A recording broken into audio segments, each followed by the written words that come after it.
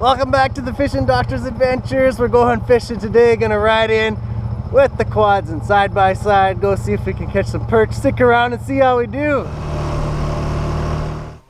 Right by the guy with the fishing rod there. You turn left at the stop sign when the one with the red on it. And then you go past the tree there. So today we're out perch fishing. Something I love to do. We're on a pretty good bite. Lots of fish around. The odd pike coming, but fish are biting good. Got some fish over there? Oh yeah.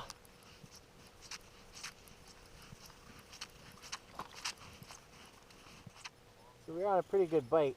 They're biting very lightly.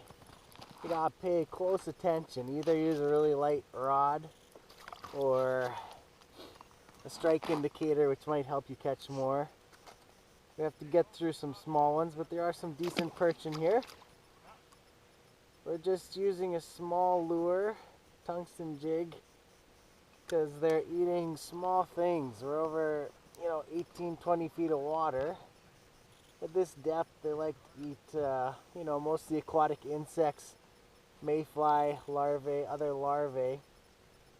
Daphnia, the really tiny bugs, seems to be what they're eating. And so a small jig works really well, especially when they're barely taking it. It can kind of help you catch more fish if you have a smaller hook. If I notice that, the fish kind of disappear, a pike moves through, scares them off, you can sometimes bring them back in the area. You keep a jigging spoon handy, and here I keep a slender spoon handy just to drop down in case I see the fish disappear. That's why having a mark them is key, because you'll know when the fish are gone, when they're still around, if you're just wasting your time. Sometimes when they're biting really lightly, slowly raising the hook up will help you actually feel when they take it, because you'll be moving it, fish will chase it up, and then when you feel a little tap or a little extra weight, set the hook, because they've taken it. You also will follow it off the bottom to a certain point, and that sometimes helps you as well. There we go. Hooked up with another little guy. They're perch are a bait fish, so they don't get huge, but they taste great. Today I'm just tipping my little jig with a mealy worm. Actually break it in half and put either the tail or the head half on, thread it on, so it sits right on your jig. It's not hanging off the hook, so that they can pull on the bait. You want the bait completely on the jig so that they'll bite the hook when they try to take the bait. When you're using your markham, try to slow the hook down when it's coming down to the bottom, and they'll take it like that. A bunch of little guys here. Might have to move to a different hole. If you're not catching fish, you're not marking them, move to a different spot completely. Try different depths. Try different pieces of structure until you actually find them. Chances are they're still somewhere in the lake.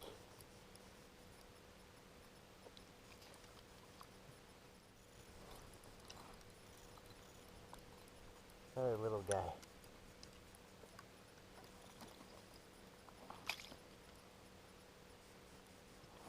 That's the thing about perch fishing. Sometimes you gotta wait for the bigger school to come around or move to a different location. Change your presentation. Still some marks down there. Hey, let's take a look. You can watch the mark them as I'm fishing, okay? I'm using the zoom function, so this side is top to bottom and the left side is the bottom 5 feet. So my hook is that green line. I'm gonna let it down to the bottom. You're gonna see if there's any perch that'll come up off the bottom there. Okay, there's my hook coming down on the left side. You can see that big green line. Lower it down. Let's see if there's any fish there, or if they all took off. Oh yeah, see there's a fish. See that red line? Right there. You lift my hook up. Oh, there's two fish now. See those two red lines separate? 3 fish, another one coming up off the bottom. Yeah, those are all fish. 1, 2, 3. So what you do is you just put your hook same level as the fish, wait for the bite. Sometimes you don't have to move it that much either. Just a little wiggle and then hold it still. And they'll take it. Oh, there we go. What is this, a jack? Yep, it's a jack. That's why it was just sitting there. It was a jack. I'm sure it's a jack.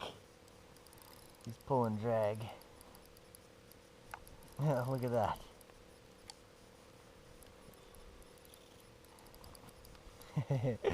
Fun on 4-pound test. I just want to break it off. I'd rather keep this hook. I like it. These little tungsten jigs can be expensive. There he is. Look at that. Little tungsten jig pike on 4-pound test. So don't forget to retie your line if that ever happens, because they're toothy critters. Can chew up your line pretty good. Little guy. But look at all those fish, all those lights, all those Christmas lights right there. Those are all fish. And you can change the gain by this top button. This is the zoom button to get that 5-foot bottom structure there. And this is to change your depth. Usually the ones closer to the bottom are the bigger ones. So you want to keep your spoon when you see all that mess of fish a few inches off the bottom. Usually it's going to be the bigger fish. There we go.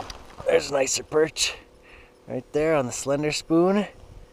I tell you, these little slender spoons, they sure do the trick. Pike, walleye, perch, pike, walleye, perch, trout, rainbow trout, brook trout, everything grabs them. A bigger perch. Oh, hopefully that's that bigger perch. Oh yeah, that feels like a bigger perch. That's a good one. Let's get him up here. Ooh, that's a nice one. Look at that bumper perch. That's a nice jumbo perch right there. Let's see, that's a beautiful perch. Nice coloration, look at that on the slender spoon. Beautiful.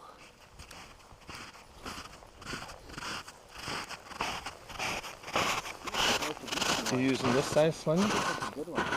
Oh yeah? Yeah. Oh yeah. That's a nice one. Thank you. Like this? Yeah. That's the same size? Oh yeah, okay.